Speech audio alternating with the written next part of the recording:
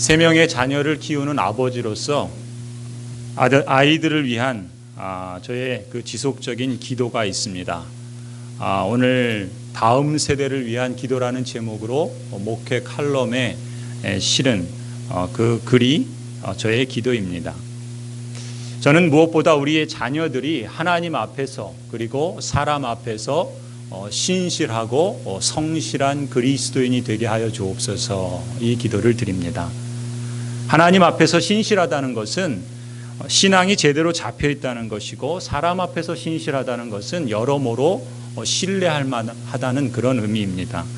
또 하나님 앞에서 또 사람 앞에서 성실한 사람은 부지런할 뿐만 아니라 자기 삶에 책임을 질 줄 아는, 책임을 다하는 사람이라고 봅니다. 그래서 저는 저희 아이들이 이렇게 자라기를 기도하고 또 이 점을 저희 아이들에게 종종 강조합니다. 저희 첫째 아이가 지금 대학교 4학년 여자아이고 또 둘째가 대학교 3학년 남자아이입니다. 이제 연애를 해야 하고 또 결혼을 해야 할 시기가 되었지 않습니까? 그래서 제가 토론토에 있을 때 아이들에게 이렇게 말했습니다. 한국 사람이든 외국 사람이든 또 부자든 가난한 사람이든 오케이다. 하지만 너희 배우자가 하나님 앞에서나 사람 앞에서 성실하고 신실한 그리스도인이면 좋겠다. 그런 이야기를 저희 아이들에게 들려줬습니다. 저는 저희 자녀들, 저희 아이들만이 아니라 우리 교회 다음 세대들도 이렇게 자라가기를 기도합니다. 이 기도가 조금 더 확대되어서 우리 다음 세대들을 위한 기도를 제가 그 칼럼에 기록해 놓았습니다. 저는 이렇게 늘 기도합니다. 하나님 아버지, 우리 다음 세대가 하나님과의 관계에서 또 자기 자신과의 관계에서 그리고 다른 사람과의 관계에서 더 나아가서는 이 세상 사람들과의 관계에서 신실하고 또 성실한 그리스도인으로 자라가게 하여 주옵소서. 이들이 균형 잡힌 그리스도인이 되게 하여 주시옵소서. 이렇게 기도합니다. 우리 교회의 사역 목표 중에 하나가 사람다운 사람을 키우자라고 말씀을 드렸죠. 사람다운 사람을 키우자라고 하는 이 목표와 관련해서 작년 이맘때 제가 우리 교회의 비전을 소개하면서 이미 말씀을 드린 것처럼 담임 목사로서 저는 우리 교회가 4가지 방향에서 우리의 다음 세대를 세워가는 그런 교회가 되기를 기도합니다. 첫 번째는 기본기를 충실하게 세워가자는 겁니다. 기본기라는 것은 다른 것이 아닙니다. 하나님과의 관계에서 갖추어야 할 핵심, 신앙적 핵심을 기본기라고 말할 수 있습니다. 제가 앞서 여러 차례 설교를 통해서 이미 강조한 내용들이죠. 기본기라는 것은 이런 겁니다. 그리스도 안에서 자신의 삶에 대한 목적의식을 선명하게 갖는 것이 하나님과의 관계에서 중요한 기본기입니다.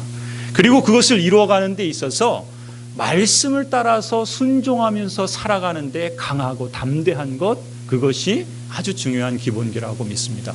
더 하나 추가한다면 그 여정을 걸어가는 데 있어서 성령 하나님께 기도하면서 세상 사람들에게는 보이지 않는 것을 볼 수 있는 그러한 영성을 소유하도록 그렇게 기도합니다. 저는 이것이 하나님과의 관계에서 우리 언약 백성들이, 우리의 자녀들이, 우리 다음 세대가 결코 타협하지 말고 끝까지 고수해야 할 기본기라고 믿습니다.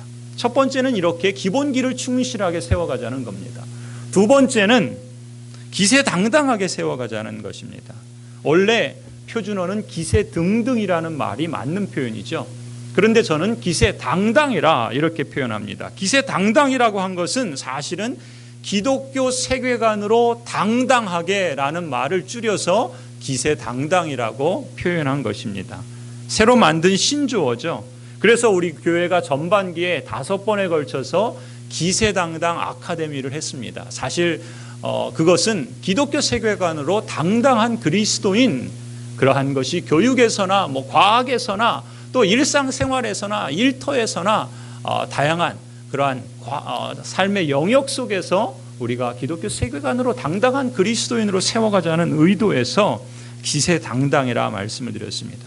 그것은 우리 다음 세대를 기세당당하게 세워가자는 맥락과 같습니다. 그런데 일단 이 말을 우리가 좀 더 앞으로 자세히 설명할 기회가 있으리라고 봅니다. 아무튼 기세당당하게 세워가자라고 하는 이 두 번째 방향은 이런 겁니다. 우리의 다음 세대가 자신과의 관계에서 자신감과 자부심과 자긍심을 갖도록 우리가 돕고 세우고자, 이런 뜻입니다. 뭘 근거로? 세상을 근거로, 또 사회적인 성공을 근거로. 그렇게 보면은 사실 그럴 수 있는 사람도 있지만 그렇지 못할 사람도 있을 겁니다. 세상의 기준으로 보자면 기세당당하기 어려울 수 있죠. 그러나 우리가 기세당당하게 세워가는 데 있어서 중요한 진리는 뭡니까? 하나님께서 그리스도 안에서 나를 받아들여 주셨다는 진리죠. 그리고 그리스도 안에서 나는 특별한 존재다라고 하는 진리, 이 진리의 기초에서 기세당당하게 세워가자는 것이 두 번째 내용입니다. 그리고 세 번째는 네트워킹으로 세워가자입니다. 네트워킹이라는 말은 사람과 사람을 연결시키자는 의미입니다.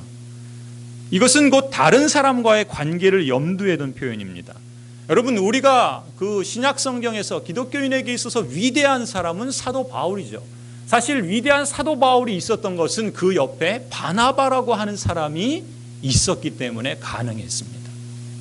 그랬던 것처럼 사람과 사람 사이에서 다리 역할을 해주는 사람, 말하자면 네트워킹을 해주는 사람, 그러한 사람으로 세워가자는 것입니다. 가령 우리 마을이나 또 이 사회에서 여러 다양한 사람들과의 만남과 접촉하는 시간을 우리가 마련할 수 있겠죠.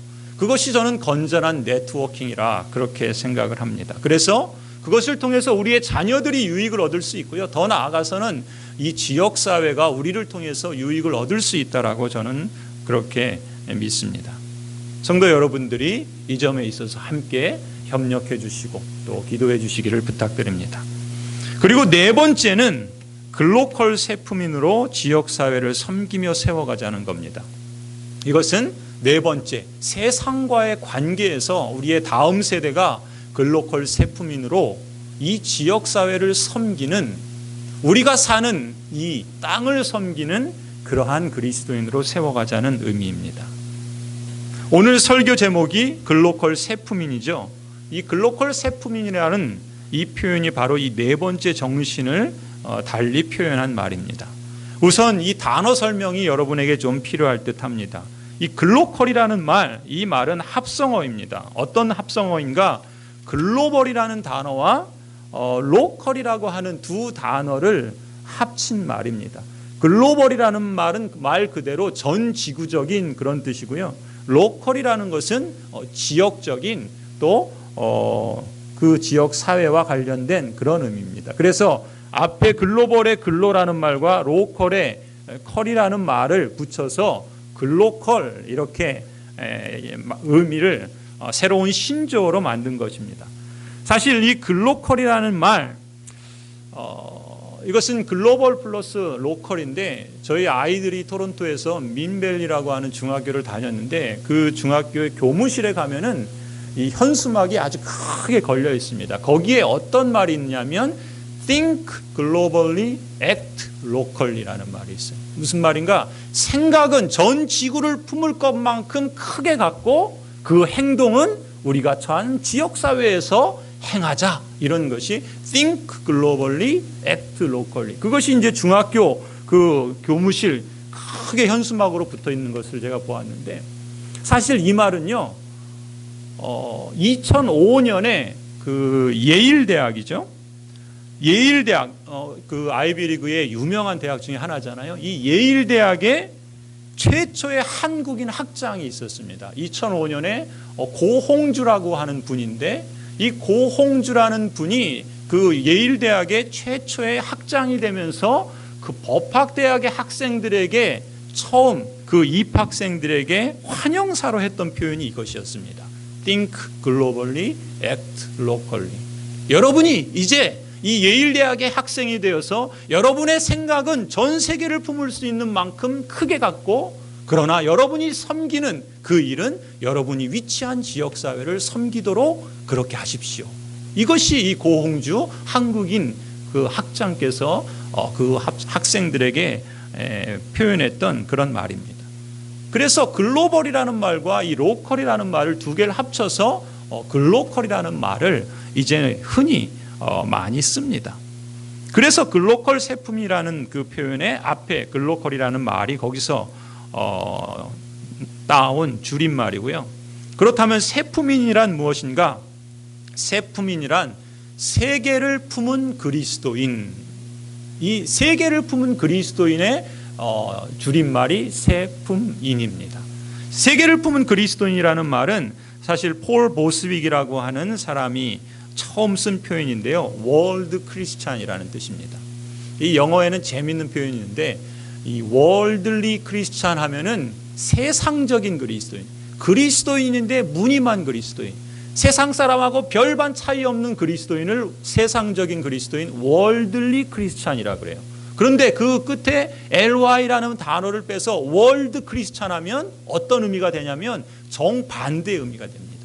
하나님 아버지의 마음으로 세상을 보고 그리고 그 세상을 향하여서 하나님의 그 부르심을 따라서 살고자 하는 사람, 그 사람을 월드 크리스찬이라 그래요.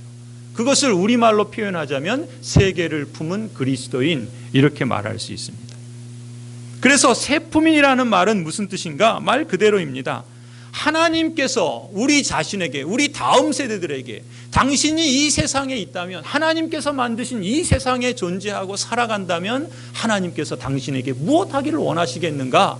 이 질문을 스스로에게 던지고 그 질문에 대해서 하나님의 뜻을 찾고 또 거기에 적극적으로 또 책임 있게 응답하면서 살고자 하는 그리스도인을 월드 크리스찬, 세계를 품은 그리스도인, 이렇게 말합니다. 그래서 그 세계를 품은 그리스도인을 줄여서 세품인이라고 부릅니다. 저는 그래서 이 두 말을, 글로컬이라는 말과 이 세품인이라는 말을 두 개를 합쳐서 글로컬 세품인, 우리 다음 세대들, 우리 자녀들, 우리의 다음 세대가 글로컬 세품인으로 세워져 갔으면 하는 바람과 소원으로 그렇게 기도하고, 또 우리 교회가 그러한 방향으로 나아갈 수 있도록 또 사역과 또 프로그램, 프로젝트를 계획하고 진행하려고 합니다.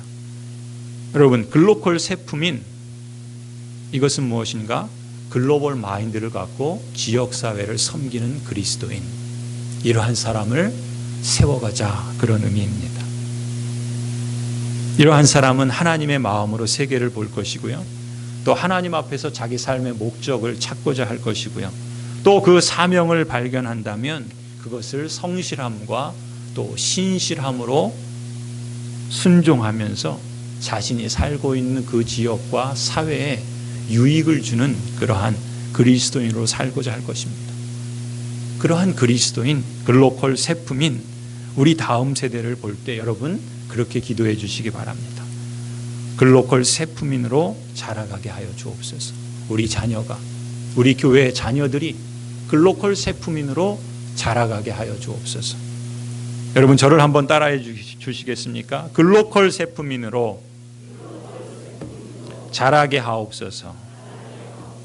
예, 우리가 힘을 모으고 하나님을 의존하고 또 우리가 함께 기도하면 우리의 자녀들을 글로컬 세품인으로 세워가는데 하나님께서 은혜를 주시리라, 저는 그렇게 믿습니다.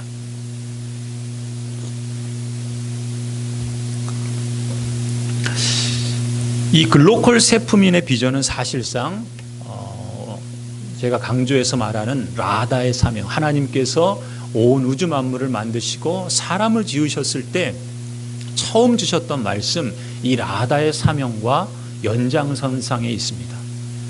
그리고 오늘 우리가 출애굽기 19장에서 보는 것처럼 하나님께서 이스라엘 백성을 출애굽의 노예 생활에서 그들을 건져내셔서 하나님의 거룩하고 또 존귀한 백성으로 택하셨을 때 그 백성에게 선명하게 주신 사명과 연결되어 있습니다. 오늘 출애굽기 19장을 한번 보시기 바랍니다.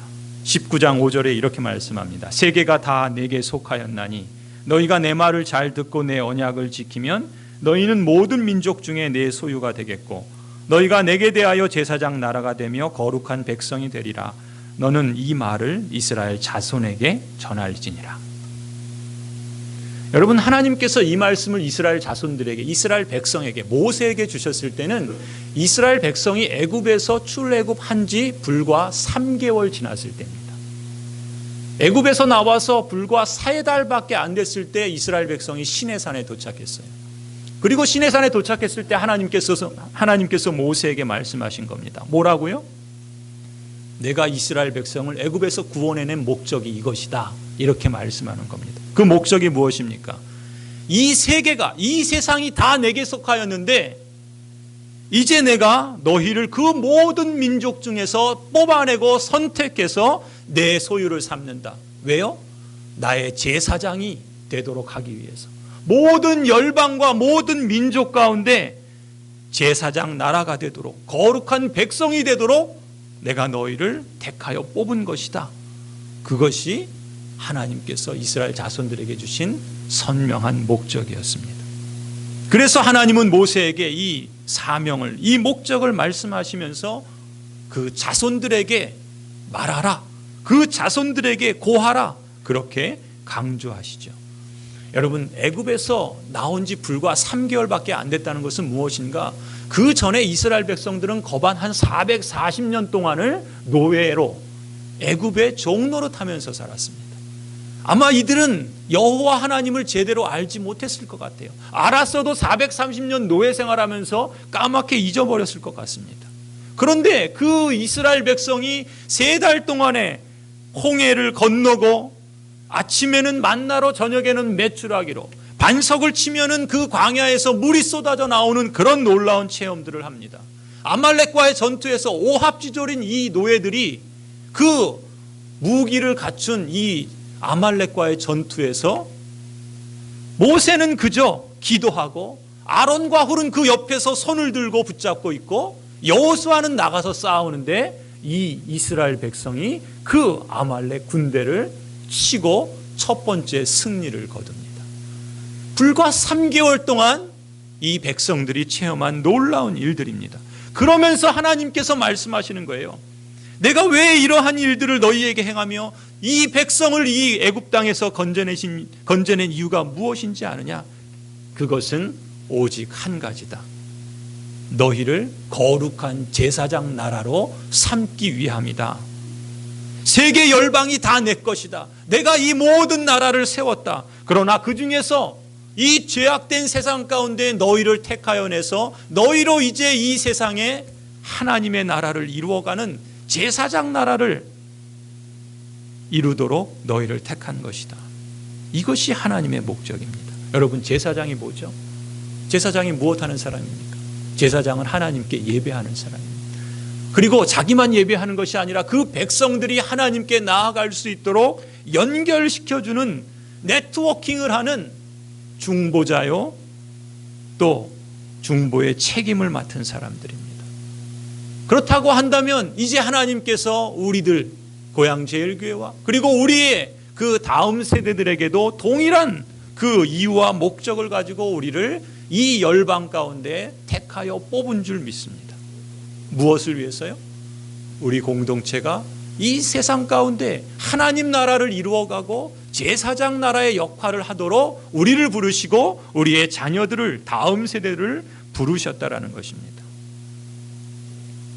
그런 점에서 우리 공동체 전체가 이 제사장 역할을 이루어야 할 것이고, 그리고 우리의 다음 세대들에게도 그것을 고하고 또 그것을 함께 이어갈 수 있도록, 참으로 그것이 얼마나 귀하고 복된 사명인가를 실감하고 체험해 갈 수 있도록 우리가 힘써야 한다는 것이죠. 성도 여러분, think globally, act locally라는 말을 우리가 구체적으로 정말 우리가 글로컬 세포민이 되려고 한다면요, 적어도 우리 다음 세대들이 세계적인 안목과 시야를 배울 수 있도록 기회를 마련해 줘야 됩니다. 세계적인 안목과 시야는 기도에서 생기는 게 아닙니다. 그것은 그들의 몸과 그들의 손과 발이, 그들의 눈이, 그들의 몸이 실제로 그 현장들을 보고 그 현장에서 밟아보고 부딪혀보고 그 사실들을 몸으로 체험할 때 그들은 세계적인 안목과 시야를 갖추게 될 겁니다. 자기 눈앞에 있는 것, 자기 주변만 살펴서는 결코 그런 안목을 가질 수 없습니다. 고양동을, 우리가 사는 고양동을 고양섬이라고 그렇게 부르는 안타까운 표현을 보았습니다. 여러분, 우리뿐만 아니라 우리 다음 세대들이 넓은 세상을 볼 수 있어야 합니다. 우리 교회가 그걸 열어주는 통로가 되어야 합니다. 세상의 다양한 문화와 필요에 노출될 필요가 있는 것입니다. 그래야지 다른 사람, 다른 문화, 다른 나라에 대해서 섣부른 비판이나 또 맹목적인 긍정보다는 다른 나라와 다른 문화와 다른 사람들을 자신과 비교했을 때 내가 갖고 있는 장점이 무엇인지, 그리고 또 우리가 보완해야 할 점이 무엇인지 보다 넓은 시각을 갖고 객관적으로 자신을 볼 수 있는 역량을 키워갈 수 있는 것입니다. 이렇게 세계 속에서 우리 위치를 잘 알고 다른 문화와 다른 사람들을 이해할 때 다른 사람들과의 관계를 보다 유연하게, 그리고 창의적으로, 또 원만하게, 건강하게 세워갈 수 있는 것입니다.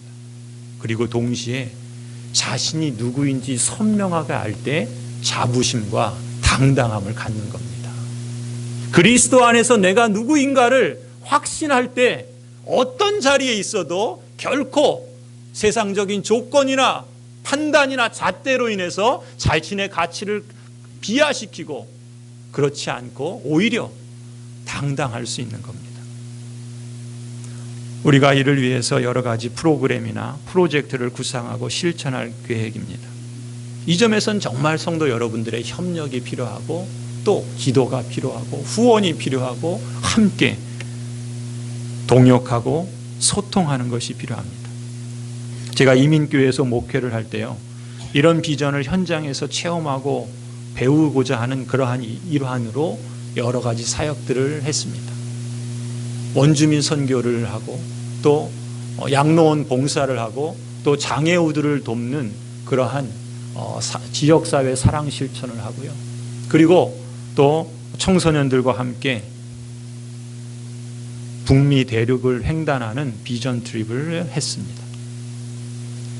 2012년에 가진 북미 대륙 횡단, 그 비전 트립은 우리가 우리의 다음 세대를 글로컬 세프민으로, 기세당당한 그리스도인으로 세우기 위한 그러한 취지에서 19박 20일, 한 2주 정도 꽉 채운 2주 정도를 미국의 12개의 주와 또 캐나다의 5개의 주를 횡단하면서 당시에 우리 이민 교회의 자녀들이 그들이 사는 그 북미 사회를 보다 넓게 이해하고 또 그래서 정말 당당한 그러한 세프민으로 세워져가는 그런 도전 정신을 키우고자 하는 그러한 시간을 가졌습니다. 20일 동안 11,000km를 달렸습니다. 북미 대륙 횡단을 하면서 거기에 참여한 청소년들이 함께 대륙을 횡단하는 그야말로 과감한 그러한 도전을 했던 것입니다. 매일마다 야영을, 캠핑을 했습니다. 그러면서 텐트를 함께 치고 함께 걷고 먹을 것을 마련하고 설거지를 하고 또 자신이 해야 할 역할들을 집에서는 전혀 해보지도 않던 아이들이 이제 공동생활을 하면서 서로 부딪히면서 자신이 무엇을 해야 하는지, 어떻게 공동체 안에서 서로를 배려하고 살아야 하는지, 그리고 어떻게 한 목적을 안전하고 건강하게 또 재미있고 즐겁게 이루어갈 수 있는지를 체험하는 기간이 되었습니다. 말하자면 우리의식이라는 것. 너나 나나 딴 사람이야. 같은 교회를 다니면서도 전혀 알지도 못하고 어떤 사람인지 관심도 없던 그런 공동체가 아니라 너가 나와 우리라고 하는 그런 감정들을, 그런 실제적인 체험들을 함께 가졌습니다. 그야말로 20일 동안 제자 훈련을 한 것입니다. 인생 경험을 한 것입니다. 그러면서 미국의 로키도 가고요, 그랜드 캐년도 가고요, 자이언 캐년, 옐로우스톤, 미졸라 협곡, 캐나다 로키, 보통 사람들이 관광으로 가는 그곳들을 우리는 야영을 하면서 매일매일 달리고 그곳에서 함께 생활하고 그러면서 하나님께서 내신 세계 속에서 하나님이 만드신 이 세계가 어떠한가를 기독교 세계관적인 시각에서 보고자 함께 차 안에서 이야기도 하고 식사하면서 토론하기도 하고 함께 생활하면서 그러한 경험들을 가졌습니다. 지금 그 아이들이 대부분 대학생이 되었어요. 평생 잊을 수 없는 큰 자산을 그들은 소유했다고 저는 믿습니다.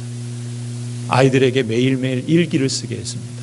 그리고 다 다녀와서 저희가 찍었던 사진들을 앨범으로 만들고 또 각 사람이 자기가 경험한 간증들을 적게 한 것을 그 앨범에다 담아서 하나씩 주었습니다. 그것을 보면서 부모들이, 그 아이들이 얼마나 뿌듯해하고 또 그 체험이 자신의 인생에 12,000km, 11,000km를 달리면서 그 북미 대륙 전체를 횡단했다고 하는 그런 자부심을 그들의 인생에 가졌던 것이죠. 여러분, 세계를 품는 그리스도인의 이 안목은 그냥 가만히 앉아서 생기지 않습니다. 앉아서 책을 판다고, 학교 공부를 한다고 생기는 것이 아닙니다. 우리 교회, 우리의 자녀들, 글로컬 세품인의 비전을 꿈꾸고 여러분, 우리 성도들이 함께 뜻을 모으고 함께 힘을 쓴다면 우리 자녀들이 세상의 다른 사람과는 다른 사람으로 자라갈 수 있다고 봅니다. 세상의 잣대에 성공하는 사람, 세상의 기준으로 부자가 되는 사람, 그런 기준 말고 하나님이 보실 때 적어도 그 사람의 인생이 하나님 보실 때 세상 사람과 다르다고 할 수 있는 그러한 삶을 살아가는 그런 기회를 우리들이 열어줄 수 있다고 저는 믿습니다. 혹 어떤 분들은 이렇게 물으실지 모르겠습니다. 왜 글로컬 세품이냐? 왜 다음 세대 신앙교육에 치중해야지 지역사회를 말하고 세계를 말하느냐? 여러분, 우리 교회의 역사를 한번 보십시오. 우리 교회는 그동안 성경이라는 텍스트를 가지고 씨름을 해왔습니다. 그런데 정작 현실이라는 콘텍스트를 잃어버리고 외면했습니다. 게다가 교회가 집중한 현실은 교회 성장과 예배당을 세우려는 것과 개인의 신앙의 경건 생활에만 치중을 했습니다. 그러다 보니까 정작 우리 다음 세대들은 성경도 잃어버리고 교리도 잃어버리고 주일학교도 다음 세대도 다 잃어버리는 그러한 지경에 이르렀습니다. 여러분, 신앙이 뭡니까? 신앙은 하나님의 진리인 성경 말씀을 삶으로 녹여내기 위한 씨름 아닙니까? 하나님께서 우리에게, 우리 다음 세대들에게 부여한 오늘이라고 하는 그 일상 속에서 어떻게 내가 그리스도인으로 살아내느냐 하는 그 씨름을 하는 게 신앙생활인데 그걸 외면한 겁니다. 그래서 하나님 나라의 복음이 가진 그 풍성함과 그 포괄성을 우리와 우리 다음 세대들이 체험하기도 전에 송두리째 잃어버린 겁니다. 다음 세대를 말하면서 우리는 성경 진리라고 하는 이 텍스트로부터 그 기본기를, 그 기초를 다시 새롭게 다질 필요가 있죠. 그리고 우리와 우리 다음 세대가 직면하는 오늘 이 현실이라는 이 콘텍스트 속에서 그리스도 안에서 살아내는 지혜와 용기가 무엇인지 그것을 찾고 그것을 구비시키려고 우리가 힘써야 하는 것입니다. 여러분, 하나님은 이 현실보다 훨씬 크시고 이 현실을 능가하시는 진정한 창조주시고 또 모든 것을 주관하시는 하나님이십니다. 여러분이 그것을 믿는다면 우리가 이 땅을 살아가면서 우리의 다음 세대도 그 하나님을 실감하면서 살아가야 되지 않겠습니까? 그런 하나님을 신뢰하는 것은 충분히 가치 있고 또 이 사회 속에서도 충분히 유용하다고 저는 믿습니다. 하나님께서 신자인 저와 여러분에게 너가 신앙의 실체와 수준은 너의 신앙의 실체와 수준이 드러나는 것이 어디냐라고 물으실 때 여러분, 그 신앙의 실체는 이 예배당에서 드러나는 게 아니고요, 우리가 매일매일 살아가는 일상 속에서 살아내는 것에 나타난다는 것입니다. 성경 진리라는 텍스트가 바로 지금 여기라고 하는 이 일상생활의 현장 속에서 생활신앙이라는 모습으로 생생하게 살아 움직일 때 그게 진짜 신앙생활이 되는 겁니다.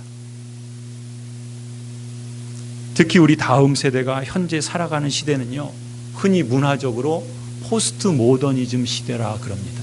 이 포스트 모더니즘 시대라는 말을 한마디로 말하면 이런 겁니다. 절대적인 진리가 더 이상 설 자리가 없는 시대. 우리가 믿고 있는 이 성경이, 우리가 고백하는 그 하나님이, 예수 그리스도의 십자가와 부활이 우리에겐 절대 진리지만 이 사회에서는 그것을 절대 진리로 받아들이지 않습니다. 우리 다음 세대는 그런 사회 속에서 살아갑니다.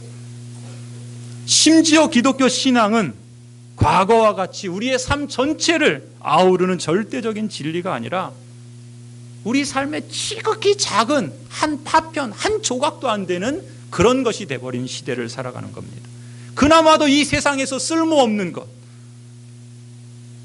유용한 그런 한 조각이 아니라 그냥 있으나 없으나 별반 차이 없는 그야말로 유행에 뒤처진 액세서리 정도밖에 취급되지 않는 우리 신앙이 그런 사회를 지금 살아가고 있는 겁니다. 성도 여러분, 이 성경 진리라는 텍스트가 주는 유익은요, 그저 하나님이 누군가에 대한 정보, 인포메이션만 주는 게 아닙니다. 이 하나님의 말씀은 우리의 삶을 변화시키는 트랜스포메이션을 허락해 주는 것입니다. 우리의 자녀들이, 우리의 다음 세대들이 그것을 경험할 수 있도록 우리가 힘써야 하는 것입니다.